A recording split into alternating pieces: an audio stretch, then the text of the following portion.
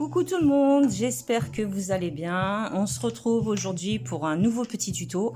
Donc j'ai fait des piments en porte-clés, un avec de la mousse et un sans la mousse. Alors je vous cache pas que je préfère celui qui n'a pas de mousse, bizarrement, parce que je vais vous montrer pourquoi. Celui qui a de la mousse, à certains endroits, on voit la mousse et ça me dérange, à moins que je mette un petit point de marqueur rouge pour que ça soit complètement qu'on ne voit plus rien en fait. Donc voilà, très facile à faire. Vous allez avoir besoin de petites perles et d'une attache de porte-clés. Les perles, c'est votre choix, hein, c'est vous qui voyez. De la mousse ou pas de mousse.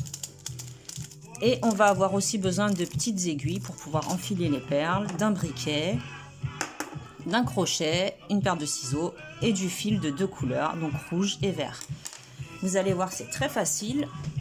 Donc on va commencer. Alors, vous prenez votre fil rouge et vous faites un nœud coulant. On va venir faire 2 mailles en l'air. Dans la première, on va faire 6 mailles serrées. Donc on rentre dans la première maille et on fait 6 mailles serrées au même endroit. 2, 3, 4, 5 et la dernière, la 6e. Voilà, comme ceci.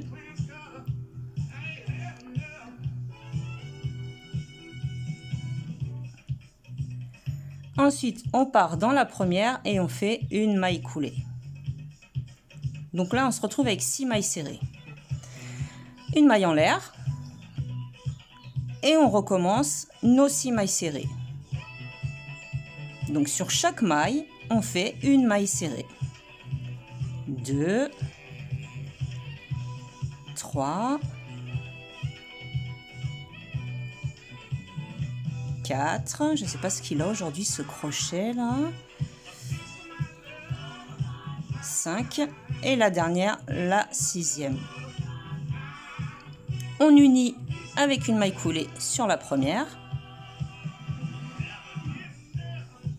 Voilà, pour l'instant ça nous donne ceci, un tout petit bout de rien du tout.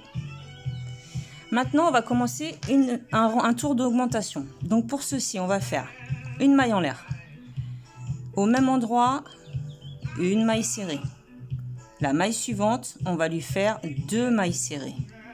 1 et 2. La maille suivante, on recommence une maille serrée individuelle. La maille suivante, 2 mailles serrées. Celle d'après, une maille serrée individuelle. Et la dernière maille, encore une augmentation, donc 2 mailles serrées. Et on unit sur la première avec une maille coulée. Donc maintenant, on va faire que des tours de mailles serrées sur maille serrée, la hauteur que vous souhaitez. Donc moi, je vais avancer un peu. Je vais faire, je sais pas, peut-être 3-4 tours de mailles serrées. Donc à chaque fois, j'ai 9 mailles serrées. Je vais en faire 3-4 tours et on se retrouve. Voilà, j'ai fait quelques tours, donc 4. Voilà ce que ça donne. Donc maintenant, moi ce que je fais, pour le rouge, je vais m'arrêter là. Donc je tire ma boucle et en fait je vais retourner l'ouvrage. Donc j'attrape le fil avec mon crochet, je le rentre à l'intérieur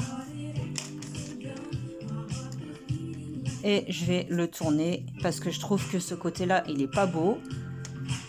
On voit trop les défauts. Et voilà.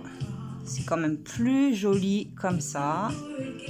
Enfin, c'est une question de goût, hein. Moi, je préfère. Donc maintenant, si vous voulez insérer la mousse, c'est maintenant qu'il faut le faire.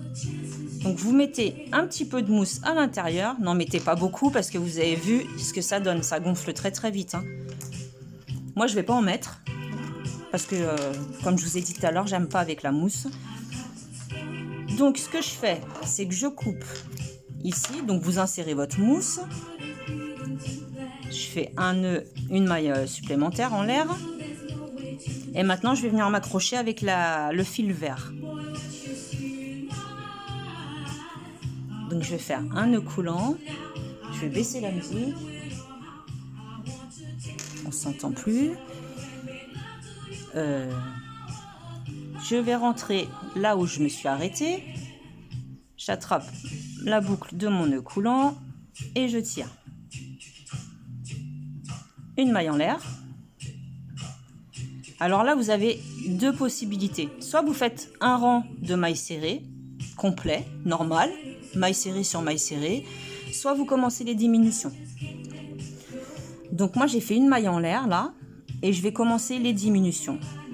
Alors, je rentre dans la première maille où j'étais, j'attrape mon fil, je rentre dans la deuxième, j'attrape mon fil et une maille serrée. La maille suivante, une maille serrée normale. Et je recommence une deuxième diminution dans la maille suivante, plus celle d'à côté. J'en profite pour cacher mes fils. Et une maille serrée, diminution. Maintenant, une maille serrée individuelle.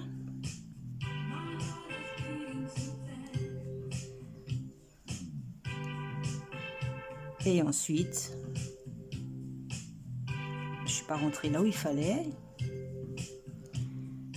Et ensuite, on fait la dernière diminution.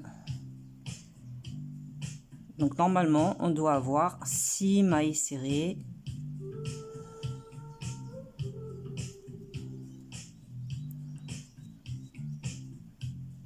Voilà, on ne voit pas trop bien avec cette laine. Je vais les couper, eux deux.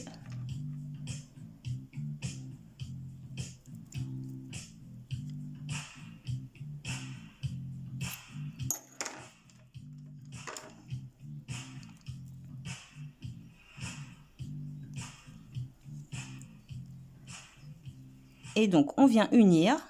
On essaye de bien la trouver. Je sais que c'est pas évident. On vient unir sur la première.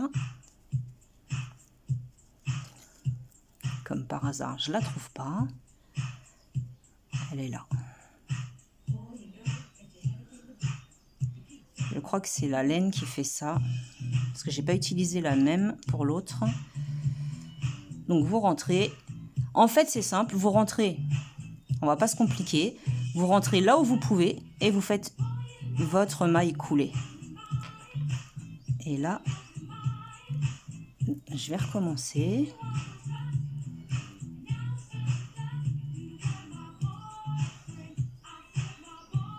Bon, je vais recommencer parce que je crois que, voilà, j'en étais sûre.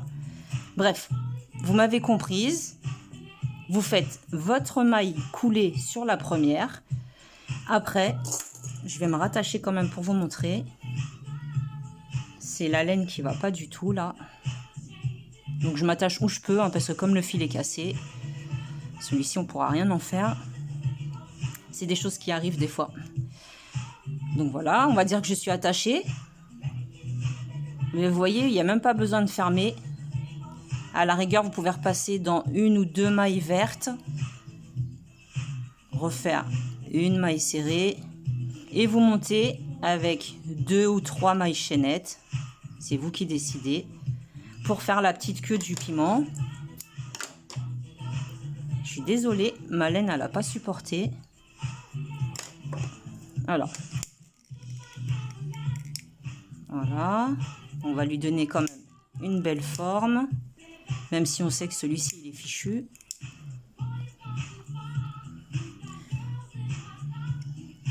Oui, c'est parce que la laine a fait plein d'espèces de petites franges là. Donc normalement, ça doit vous donner ceci. Sauf que là, j'ai pas fait les diminutions tout de suite. J'ai fait un tour de maille serrée simple. Après, j'ai fait les diminutions. Celui-ci, pareil. J'ai fait exactement la même chose. J'ai fait directement les diminutions sur celui-ci. Après, je me suis accrochée là où je pouvais. J'ai fait une maille serrée supplémentaire et quelques mailles, 2-3 mailles en l'air pour faire la queue du piment en fait. Hein. J'espère que vous avez compris parce que là, c'est pas génial. Donc après, vous avez le reste de votre fil. Celui-ci, je le coupe. Et je le brûle. Avec votre briquet, déjà, ça on va le couper. Vous venez chauffer un petit peu votre ouvrage pour lui donner une forme. Enfin, la forme que vous voulez qu'il ait. Voilà. Avec votre fil, vous insérez l'aiguille. Je vais vous montrer. J'espère que ça va bien vouloir.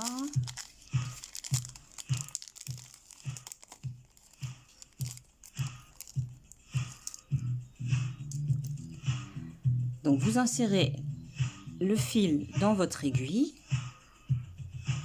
comme ceci. Vous prenez les perles que vous voulez.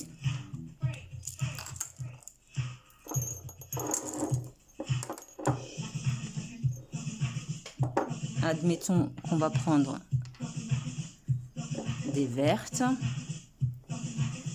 Voilà, vous les faites coulisser. Oubliez hein, ce petit truc là qui dépasse, parce que normalement il n'existe pas. Hein. C'est vraiment parce que là ma laine m'a joué des tours. Donc vous insérez vos perles.